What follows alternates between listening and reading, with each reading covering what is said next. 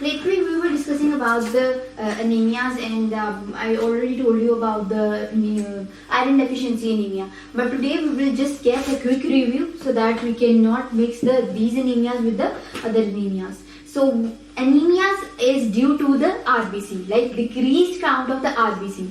This is one thing, that the decreased count of the RBC.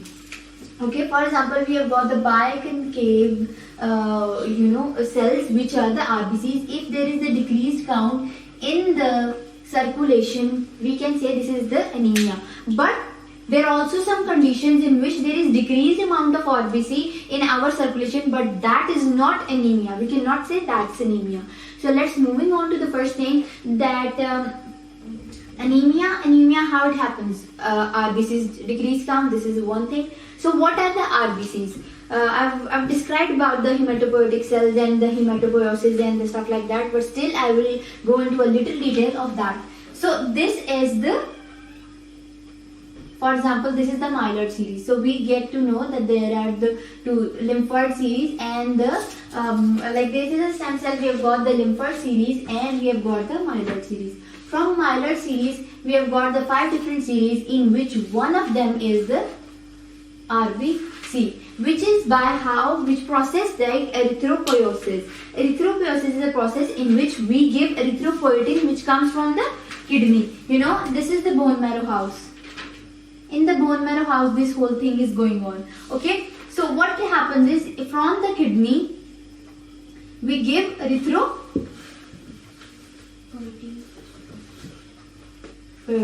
So which forms the erythrocyte. We can say that afterwards it forms, there is a whole bunch of series in which how from the myeloid stem cells we give the RBC. Okay, I've described in the last lecture. At the end of the lecture I will also describe it further on. But the topic which we are going to discuss, we will have to stay on that. So what is that? That kidney will give the erythropoietin and RBCs will be formed, and this is the process we can say that this is the erythropoiesis. Okay. So how from the bone marrow RBCs are formed? From embryologically, what do you think? From when the kids are in the fetus, or when they are in the mother womb, how they make the RBCs? Like in the first 2 weeks there is no bone. Like in the first 2 weeks there is no bone marrow. So how they form the RBCs? This is the question. Their liver or spleen. Okay, this is to some extent is correct answer, but still we have to get to know that firstly there is the yolk sac. Okay, yolk sac provides within the 3 weeks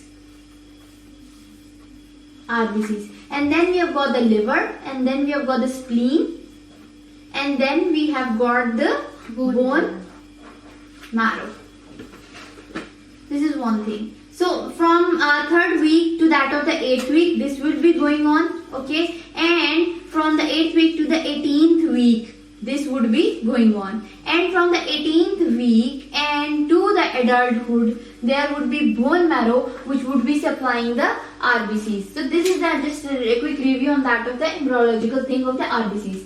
So from the embryology, we got to know from the yolk sac, in the 3rd week, the RBCs are trying to make themselves. Okay, yolk sac tries to make the RBCs, because RBCs are very important. Red blood cells, they are tiny, but actually they are very important. Okay, now moving on to the thing, that what would be the anatomy of the RBCs? What do you think? Like we can say that the microanatomy of the RBCs. This would be the biconcave.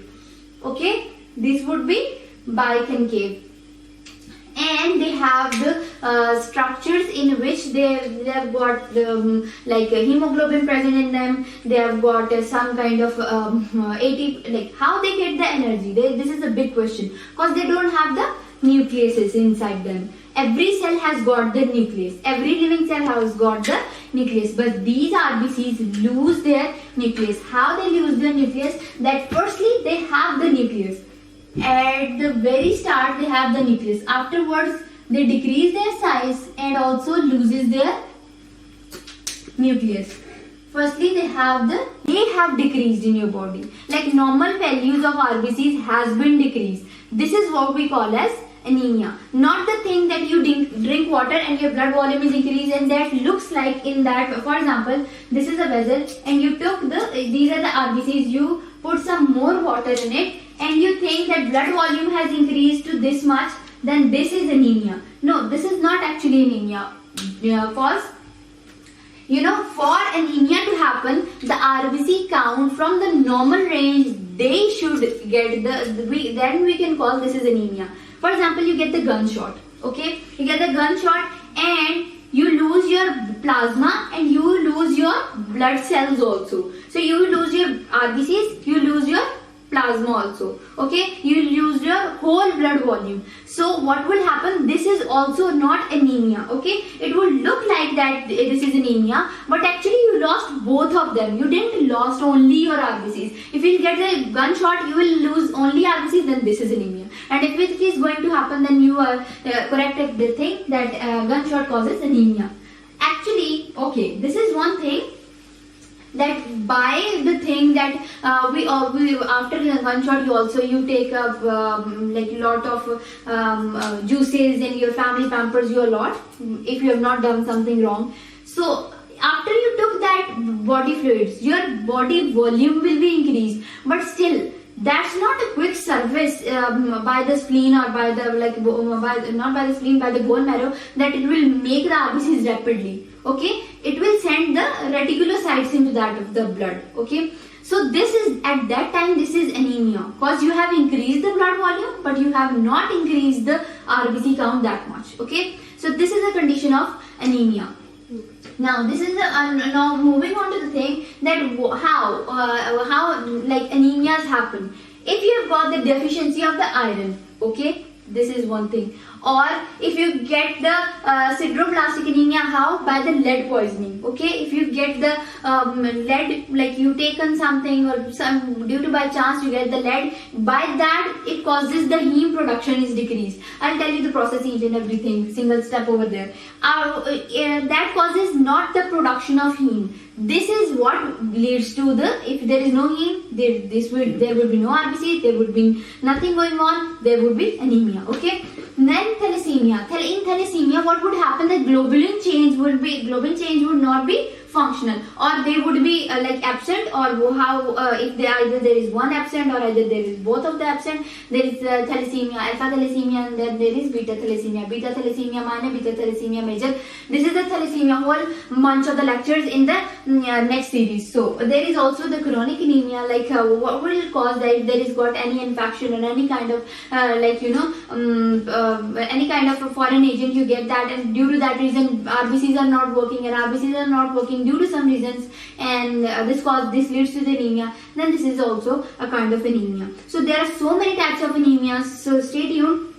Today we are going to discuss the iron deficiency anemia, like microcytic anemia we are going to discuss it today. For example, now let's start about the iron deficiency anemia. We took what? We took, for example, let me write it here. From the animals, you took the heme. So whenever you took the whenever you took the meat, there is heme inside.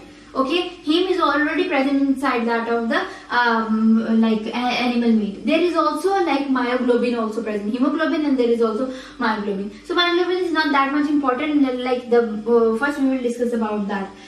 Now about the hemoglobin. So heme carrying protein meat we are taking inside our stomach. This looks like stomach and I made it stomach. And there are also the vegetable source. What about the vegetable source? Vegetable means that there is the inorganic heme. Inorganic heme means that it is not organized.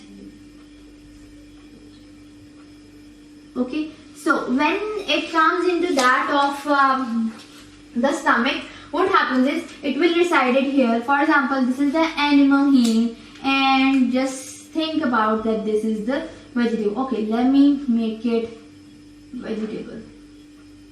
Okay, So this is this heme. Okay, after moving on, what we will see that there are some receptors present inside that of the duodenum, because it has to be absorbed by the duodenum, the animal heme. Okay. I have a question that organic is absorbed by heme transporter or inorganic is absorbed by Okay, heme. Why? And the fatty reductase, this process will be occur in duodenal cells, I think. Duodenal cells. Yeah. These are duodenal cells. Conversion of Fe3 into Fe2. Okay, this is one point I have to clear. That for okay, let me tell you one thing. Heme that we took from the animals, this is already positive too. Okay, this black one which I made in the black one, this is already positive too. It will directly absorbed by the heme transporters. Okay. It will be directly absorbed by the heme transporters, but that one inorganic heme, it has to be converted at the luminal side of that of the duodenum. You have to convert this +3 into that of the +2, so that the divalent metal transporter could take them inside. Inside the duodenum, there is only one process going on, which is tinning the iron. So if you will tin the iron, you will save the iron. You will absorb you will store the iron for the rainy days. If you are not eating iron each day and every time 24/7. Sometimes you don't eat. What happens is that it will take inside that of the iron, and afterwards they will move on. Okay. This is one thing. Now moving on to the thing that we have got this iron +2 here. Now what will happen? This would happen that there is a ferrous oxidase which would convert into the +3.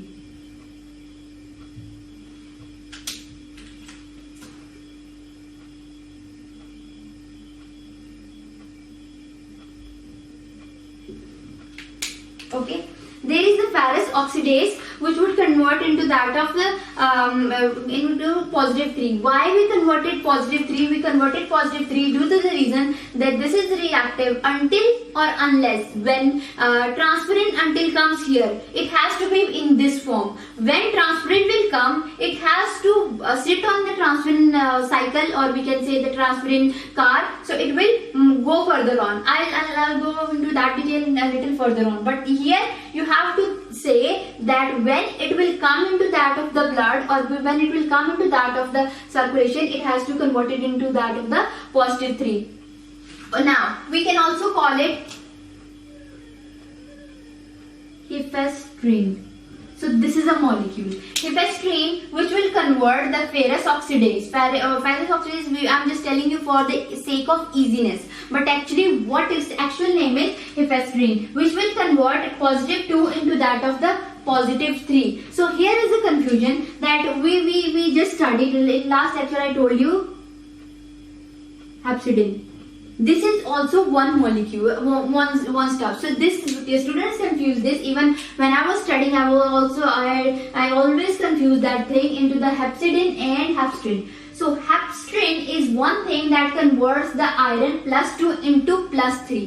This is one point. What is the hepcidin? Hepcidin is a thing which is released by the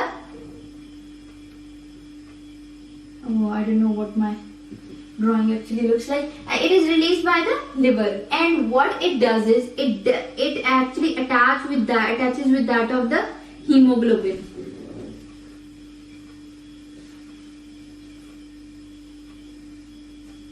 It attaches with that of the hemoglobin, so that hemoglobin cannot escape out into that of the urine. Now there is a story. Let me tell you the story, and then after we will move to our lecture. We have got the hemoglobin. When we will get the hemoglobin, we will get the hemoglobin by the destruction of the RBCs. So one thing that if there is a destruction of the RBCs, just let's suppose there is a destruction of the RBCs, we get heme and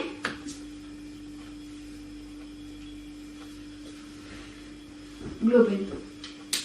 Now this heme, what it will does is that this heme can this heme will convert into the iron and also to the protoporphyrin. Okay, Now this iron. If this iron deposits are increased, okay, regardless of the iron deficiency anemia, just think that, for example, you have got the hit, you have got the bleeding.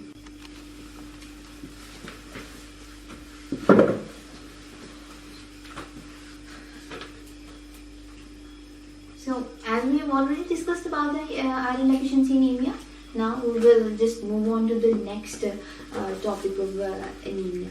But before going to that, I just want to mention these 4 points which are very important, and I want you to remember it and also write it down. The thing is that serum iron is decreased due to the reason that iron that we took from that of the animal and the inorganic iron from the vegetables, that was less. That's why in the circulation there was serum iron low.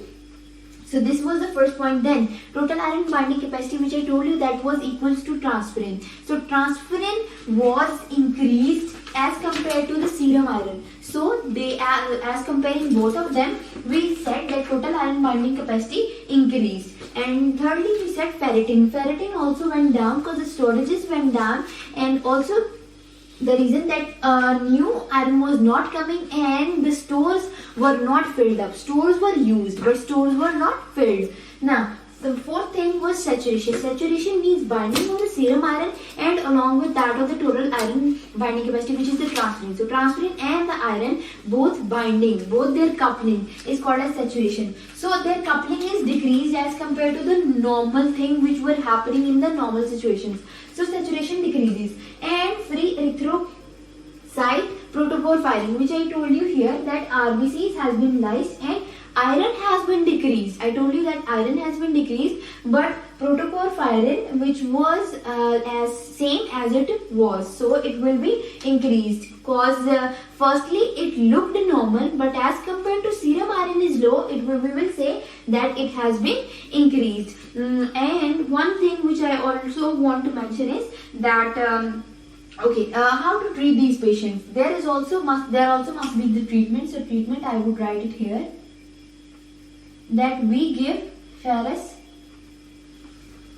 sulfate as an iron supplement. So we give iron supplement. As a good doctor, you must have to know that how to treat a patient. So it doesn't mean that if you have got the iron deficiency like the quarks, you give iron supplements. So you must get the underlying cause. First you will see the underlying cause and then you will move on for the treatment. Okay? So what condition we give this ferrous sulfate? Okay, we can see like the laboratory findings. We will see this. So you get to know why are these laboratory findings important. So when these laboratory findings you will see, then you have to give this kind of treatment. Okay, and okay, now next moving on to the thing that I also forgot to mention the clinical features which were present over there, that there was a pyknosis, okay, and there would be anemia also. Okay, what does this word mean? What do we mean by these things? Like there we have got also kilionica. Kilionica is also a term. Okay, kilionica means spoon-shaped RBC. So the RBCs in that of the blood or the circulation, we will see that there would be spoon-shaped. Spoon-shaped, you already have been eating a lot and you must be knowing the spoon. So there would be a spoon-shaped. And what is pica? Let me write it again. What is pica?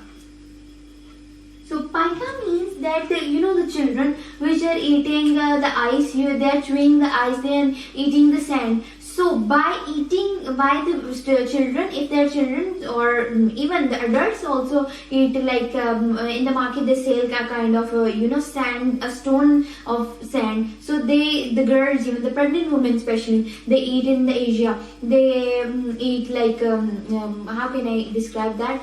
Asian people must know that they can the pregnant women eat that sand, like I don't know its composition, but actually they eat like so they eat like so. What happens is they unfamiliar things they eat. This is called pica. Okay, either they eat sand, or either they chew the ice, or either some of the children eat the paint, or this condition is known as pica.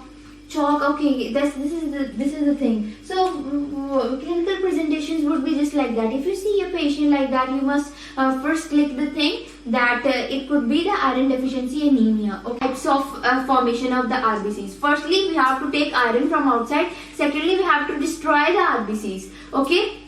After destroying the RBCs, we have to make the new RBCs. So in iron deficiency anemia, we said okay, it's fair enough. But what happens if our own RBCs are not destroyed and we are not getting hemoglobin or any globulin, or we are not getting iron, any of the factor it is, if it is deficient, then we are deficient of RBCs, and that deficiency is known as anemia. So what happens that if any of the factors in the whole physiology, in the whole process is deficient, then this will lead to anemia. So that's why there are many types of anemia. So erythropoietin is not there. If erythropoietin is not there, then how can you make RBCs? So this summarizes our lecture of what? This summarizes our lecture of chronic disease that causes anemia. Okay? Now, let's move on to the next cause. We have already discussed about the iron deficiency. We have already discussed about the chronic anemia. Now we will discuss about the sideroblastic anemia. Okay. So what is the sideroblastic anemia? Sideroblastic anemia. So this is also a very interesting anemia, in which what happens is that protoporphyrin decreases. How they decrease, we are going to learn it now. In the previous two of them, we have discussed that free erythrocyte protoporphyrin remains increased. But in this case, free erythrocyte protoporphyrin would decrease. And what would happen to the total iron binding capacity and all the things, we will study it later. But very important thing, I'm going to write it here. So how we make the heme? First, we will go through the whole process, and then we will also go through some kind of diseases which we have already discussed in the biochem. But still, we have to recall them. So let's move on. What happens is, okay, let's start from here. We have got the. Okay, let's start it from here, so that from the very basic. We have got the RBC, which was defected, and it it could not pass through the capillaries. Macrophages got it. What happens is that RBCs would be converted into three basic things, which would be membrane. Its membrane would be split out, and proteins would be, that it would be present over there, and there would be heme. So membranes would go and form the amino acids, or phospholipids, and the whole thing you already know. Proteins, globins. It will form globins. And heme. Heme has to undergo two main things. It has to be destroyed into two, not destroyed, but actually deformed into that of the iron and what? And protoporphyrin. Okay, this is the two important. These are the two important things which we are going to discuss. So protoporphyrin, what it does is, it will go into that of the circulation, then it will form the bilirubin, biliverdin, it will be converted into biliverdin, it will be converted into bilirubin will go into that of the circulation, and it will be, albumin, it will attach with that of the albumin, and albumin will go to that of the liver, and then liver will still unconjugated, and in the liver it becomes conjugated, and the whole thing. I talked about it, but for this, if you want to search this, if you want to know this process, you have to look for another video. So, but today the topic under discussion was this iron. So this iron was present over here. Okay, then we have also got the apoferritin. For example, we have got the nucleus. From here, we will get the apoferritin. Apoferritin and iron will combine to form a very new thing, this bad boy, which we call as ferritin. Okay, for example, think about that this is ferritin. Okay, so this ferritin will go into the bone marrow. Okay, this will go into that of the bone marrow, and here in the bone marrow we have got something called bacteria. Not actually bacteria, but a kind of bacteria. Mitochondria. So we got the mitochondria over here. So the arrow is not appropriate. Let me make it. So it will go into that of the mitochondria, and mitochondrial stores. We have got the iron. In the mitochondria, there would be certain processes going on. So let's study this in a big detail. What is happening in that of the mitochondria? Okay, in mitochondria, there would be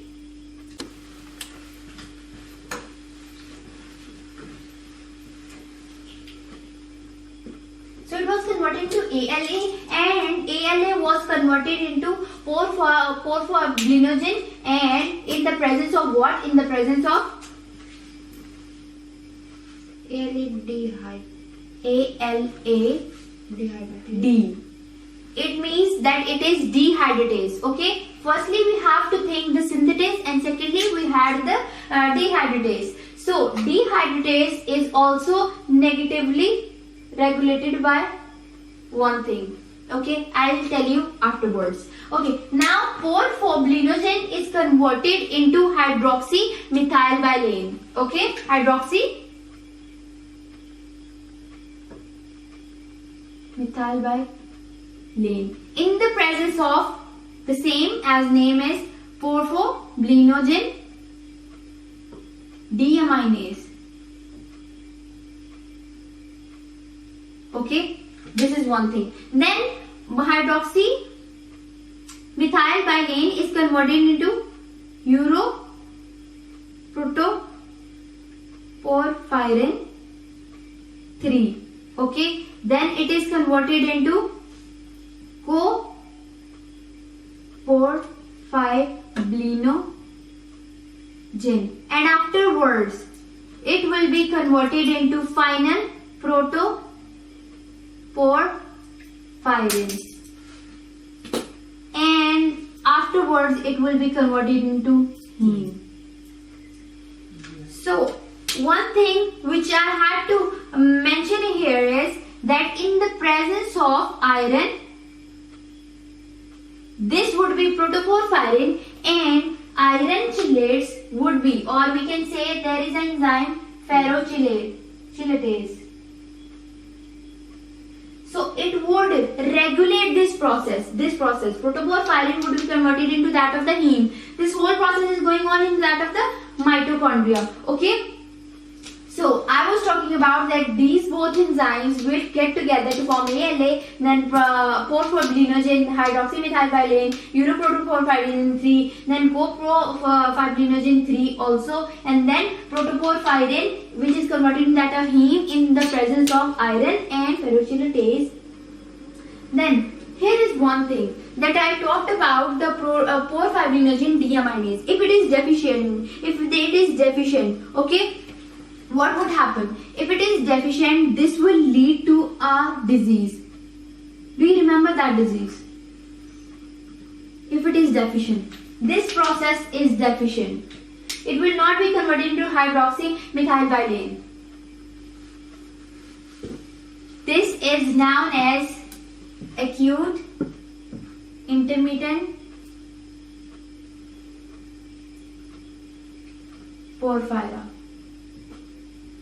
Okay, this is a disease in which there is no sensitivity. In biochem we have already discussed in the heme chapter, you may go through it, and in this what happens is you don't have to give the barbiturates. Barbiturates are very toxic to that patients. In this there would be the port wine urine. These are the clinical symptoms, you know.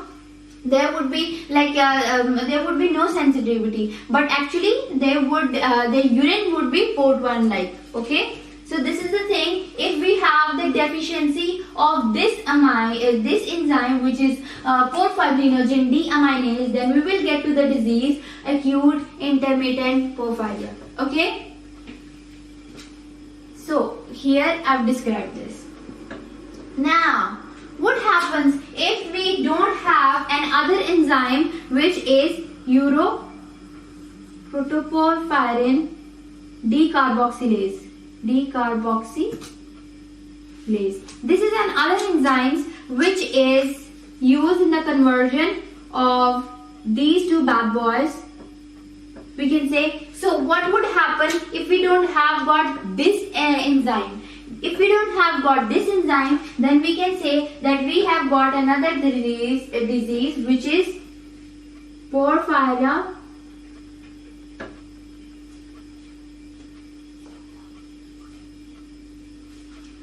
cutantarda, in which there would be sensitivity with that of the sunlight. Okay, there would be sun blizzard. Taking the iron depositors are normal, ferritin is normal, everything is normal. Only the thing which has been deficient over here is that protoporphyrin has been decreased. Okay, so the serum iron will be increased. What about the ferritin? Ferritin would be increased due to the reason that they are normal stores. We are taking the iron, it's going on iron, there is no iron deficiency, there is nothing going on. The students, they confuse the thing that they confuse the iron deficiency anemia with the every anemia, that ferritin will go down. Why would ferritin go down? Regardless of the thing that their stores are normal. Like you are taking the iron, it is stored, it is utilized, the whole recycling process is going on. The only thing which is absent or the deficient is protoporphyrin. So just only protoporphyrin would not be working over there. Okay, and what would be the ferritin would be increased and serum iron would be increased. And what about the total iron binding capacity? So total iron binding capacity here.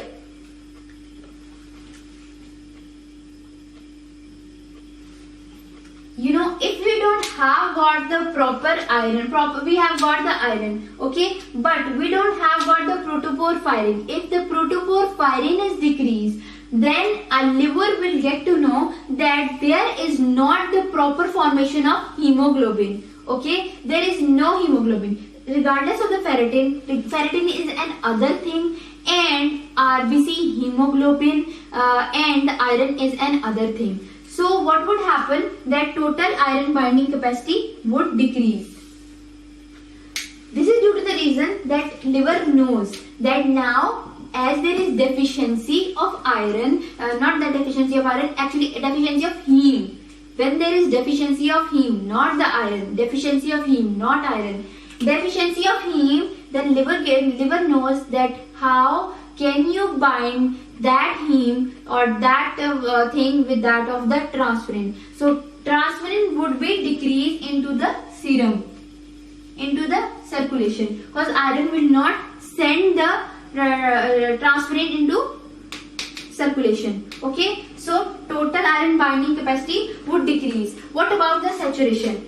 For example, if there is one transferrin and one iron, okay, then they both will bind.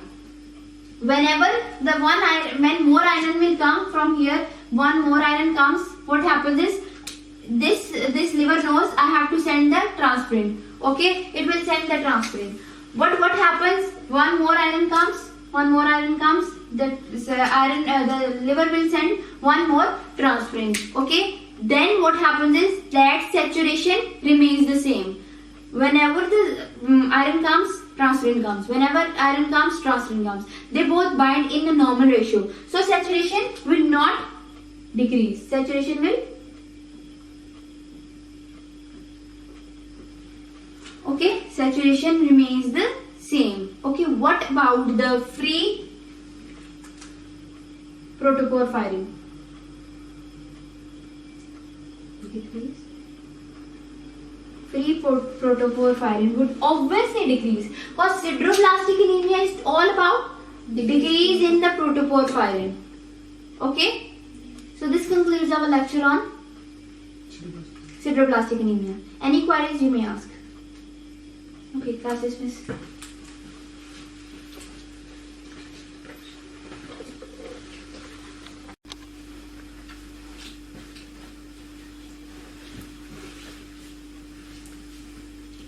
Okay, continuing our lecture, about the anemia, which we were discussing about the 4 things of the microcytic anemia. So thalassemia is the part of the microcytic anemia. Okay, so microcytic anemia, in this I told you about that if it is less than 80, then we can say that this is like microcytic anemia. So we talked about hematocrit, we talked about the RBCs count, and we also talked about the total iron binding capacity, we talked about the serum iron and so far. But we have also talked about what? We also talked about the saturation. So these were the things which were very important in the previous lectures, and up till now we have to revise it again. But still, the last part of microcytic anemia, which is thalassemia, first we will discuss that, and then we will get the short review about whole the clinical points of these 4 anemias. So thalassemia, actually it is not anemia, it causes anemia. Anemia in the sense that if we have got the deficiency of the globulin. Globulin is important in formation of RBCs or hemoglobin. So this is important in formation of RBCs. If globin is important, then hemoglobin will be decreased, then RBCs would be decreased, then this would be microcytic, not decrease, but this would be microcytic anemia. So this is a point which is the clinical presentation of, not the clinical presentation, but actually the molecular or the chemical presentation of that of the thalassemia. Now this we can say that inherited effects in the patients, this is the inherited deficiency, okay, inherited defect. Oh, I'm very bad at it, the spellings. Inherited defect of globin chains.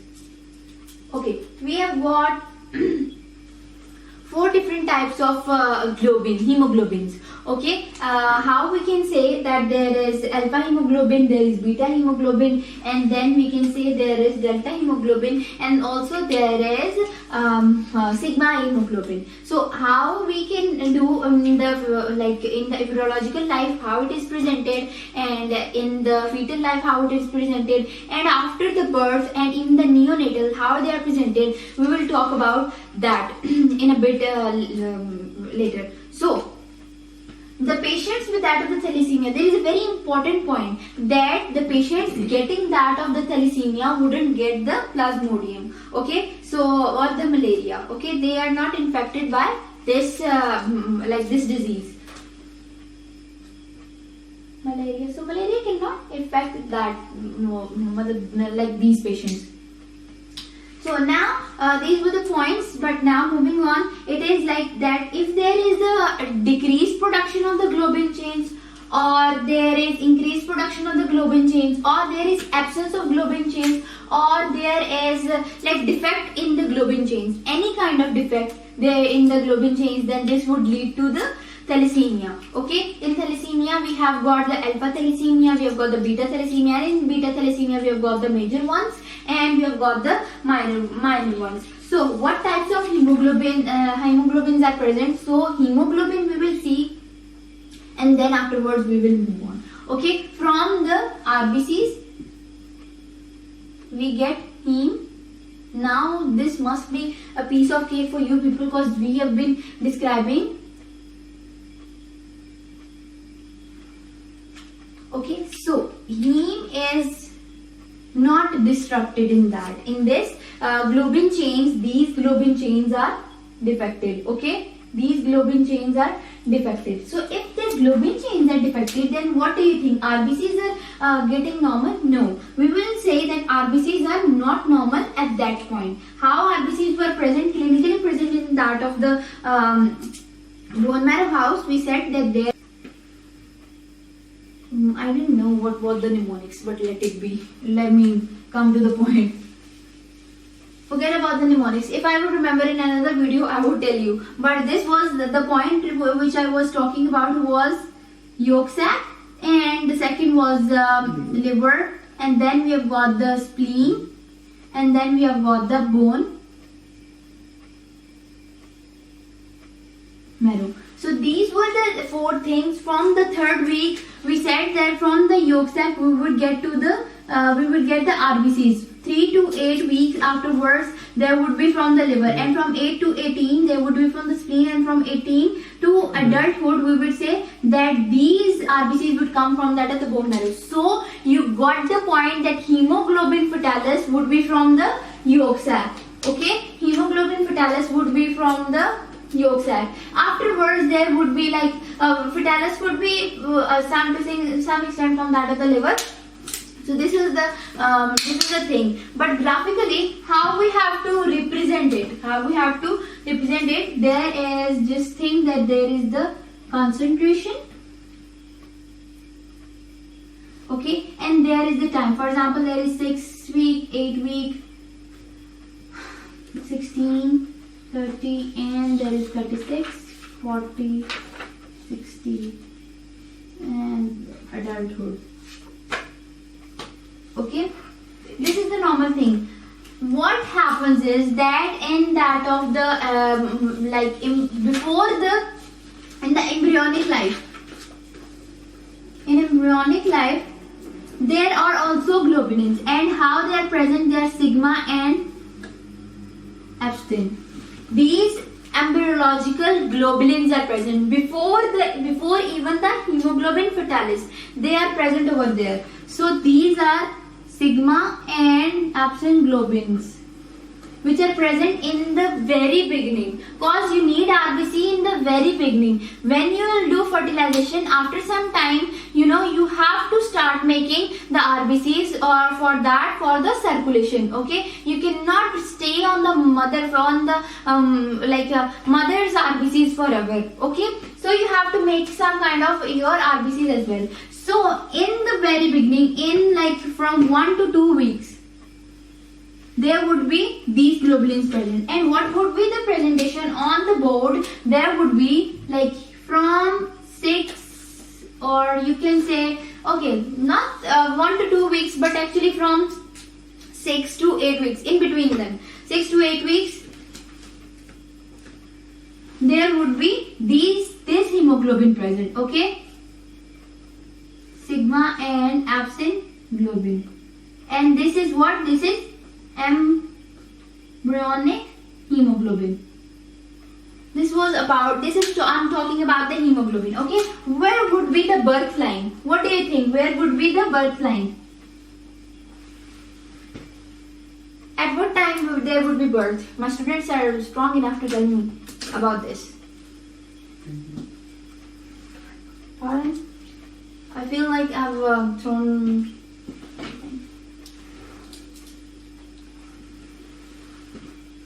Okay, now I got my marker back. Now moving on to the thing that I was asking about, that at what time the baby will be born. 36 or 37. Okay, we can say that at the 32nd week or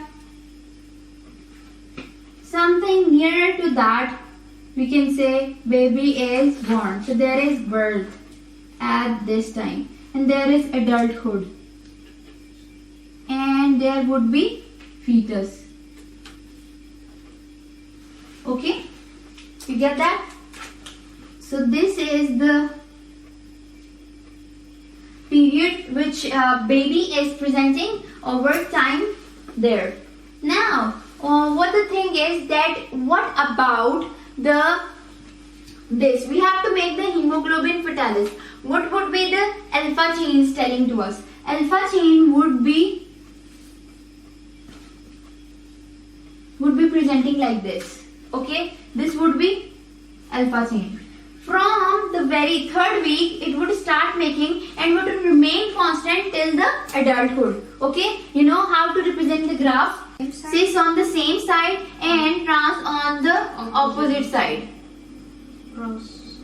So if these mutations are like this, then this is the transmutation. But what if these mutations are not like this? These are on the same strand, on the same side of the genes, then this would be the transmutations. Okay. This is quite drink. What? Okay. Now this is also one point, very important thing, that if it is the cis, like if it is cis mutation, then it's it's the more dangerous one. Okay. And if it is a transmutation, then it is not that much dangerous, because the same type, on the same type of the strand, if the genes are not present, then you know that this is difficult, because otherwise the compensatory mechanism would cope up with, but it cannot cope up with that. Transmutations are basically present in that of the Africa and the Asian people, but that of the cis mutations would be in the white people mostly. Okay. And this was about the thing, the 3 gene mutations. Okay, 3 gene mutations would be there, that on the 3rd gene, for example, we have got the HbH. Okay, hemoglobin H, which is an abnormal one. Okay, HbH is not a proper hemoglobin, but it will be formed due to the reason that we have got the defect on the 3rd gene. Okay, so 3rd gene defect is also very severe. Okay, and we have got that clinical presentation would be HbH on it. So 1 gene mutation, we said this is asymptomatic. The 2 gene mutation, we said okay, this is dangerous in that of the cis ones. But in 3rd gene mutation, this is more dangerous, okay, than the other 2s, because there would be HbH, which is not required by our body. Okay. Now, what would be saying that this causes the severe anemia. Okay. This would lead to the severe anemia. I would not write in that. But what about the 4 gene mutation? 3rd will cause severe anemia. Okay, 3rd will cause severe anemia. Okay, 4 gene mutation, what would it lead to? That in the 4 gene mutation, there would be hydroxys fatalis. Okay, there would be hydrox fatalis, means that they would get the HbF gene mutation, and in the fetus they would die as soon as possible. They would die rapidly. In the fetus, this would be happening, and they have no chance to survive. They would die rapidly. Okay. So now, moving on to the thing that what is beta thalassemia? Beta thalassemia is a thing which would be presenting us on that of the chromosome number 11, and it would be causing the microcytic. Firstly, this is asymptomatic, but when it is increased, then it will when it will show the symptoms, it will increase the RBC count. Okay, this will increase the RBC count, but we cannot destroy them properly. And when we cannot destroy them properly, what we will do, that we cannot get the RBCs properly. Okay. What the RBC count are increased? Okay, this is the thing that RBC count are okay. This is the question, that how RBCs, that they are not properly destroyed. Okay, when you have got, for example, in circulation, you have got this much RBCs in the circulation, and after 120 days, they have to be destroyed. But they are not destroyed. And if they are not destroyed beyond the 120 days, and then they stays over there, then we have to say that there the RBCs count is increased. Okay. Now, moving on to the thing that RBC, like beta thalassemia, would be presenting 2 things, that beta minor and beta major. These are the 2 symptoms. Not the 2 symptoms, but the 2 diseases. In beta minor, there would be beta naught and beta positive. Like one beta globulin would be present, but the other would not be presenting. But in that of the beta major, this is the severe form which would be causing the disease. There would be 2 knots, like 2 beta knots. And if there are 2 beta knots, then you have to think that there is no globulin. When there is no globulin chain, there would be no production of the RBCs. This would lead to the severe anemia. Okay, and in that of the beta thalassemia, which is the major one, there would be alpha tetramers. This is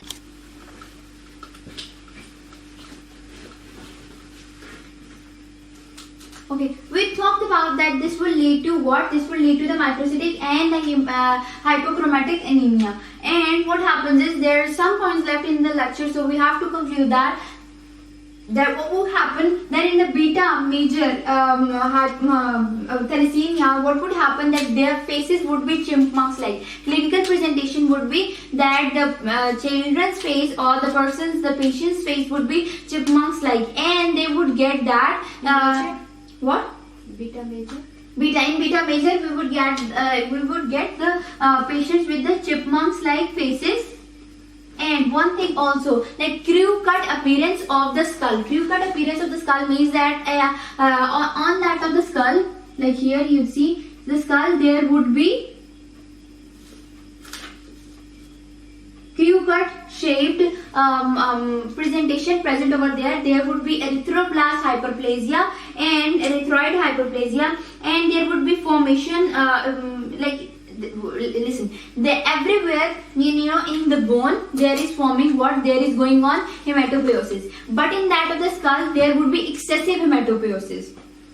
Okay, there would be excessive hematopoiesis in that of the skull. You see, this is the skull, so there would be excessive hematopoiesis, and at the edges